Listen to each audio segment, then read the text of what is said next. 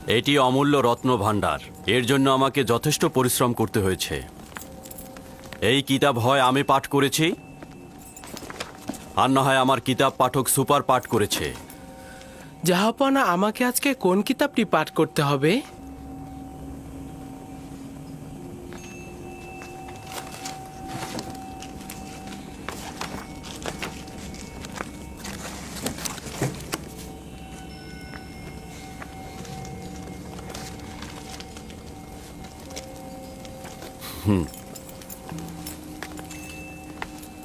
আজ রাতে এই কিতাবটি আমার জন্য পাঠ করো।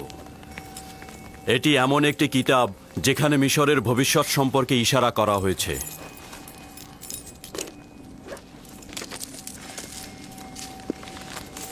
অবগত নই যে কে এই কিতাব লিখেছে, তবে অসংখ্য চিন্তার খোরাক রয়েছে এই কিতাবে।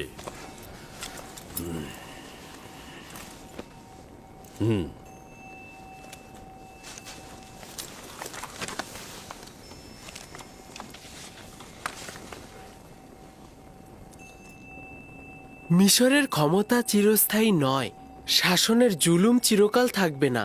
মিশরের মূল কাঠামোর আমল পরিবর্তন হবে এবং ধনী গরিবের জায়গাও পরিবর্তন হবে।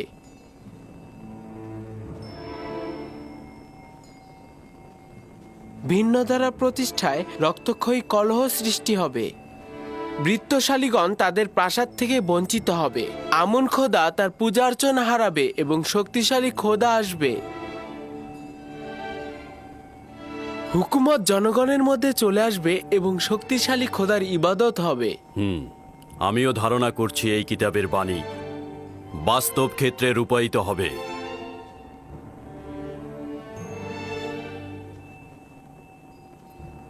পড়ে যাও।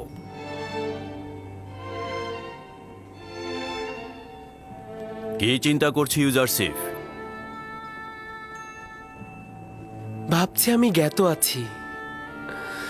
এই ঘটনা শুধুমাত্র এলাহির দূতই করতে পারেন। শুধুমাত্র সেই পারেন সম্পদশালী ও জুলুমকারীর ক্ষমতাকে ভোজবাজি থেকে টেনে নামাতে। তিনিই পারবেন আমুনের পূজা অর্চনা বন্ধ করে তার ইবাদতের আলো ছড়িয়ে দিতে। না, আমি এটা ধারণা করছি। তোমার কথায় বোঝা যায় তোমার চিন্তা চেতনা অনেক উঁচু মানের। এগুলো কোথা থেকে জেনেছো?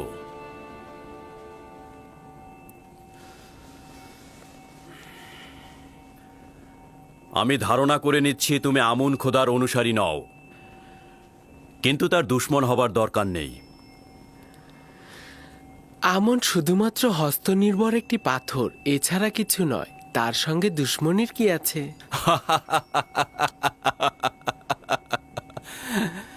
তুমি তো দেখছি আমুনকে খোদা হিসাবে মানুই না, আবার দুশমনেরও উপযুক্ত মনে করো না।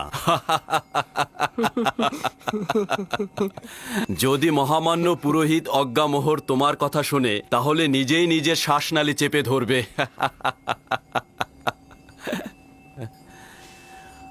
ভুল করেও নিজের মনের ভাব অন্যের কাছে প্রকাশ করবে না, বিশেষ করে জুলেখার কাছে তো নয়, কারণ সে অনেক সংবেদনশীল।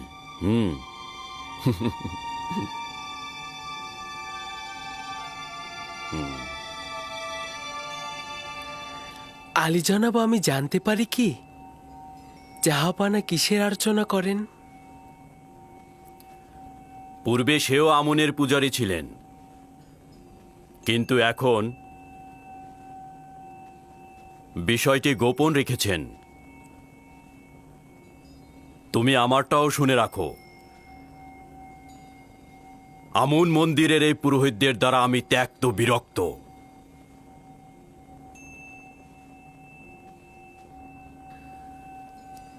এই বিরক্তির কারণ কি জানতে পারি জাহাপানা?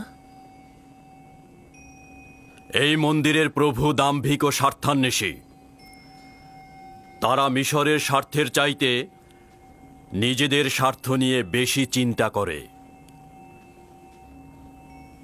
যাক, বাদ দাও, আজকে আর পড়তে হবে না। যাও, বিশ্রাম করো।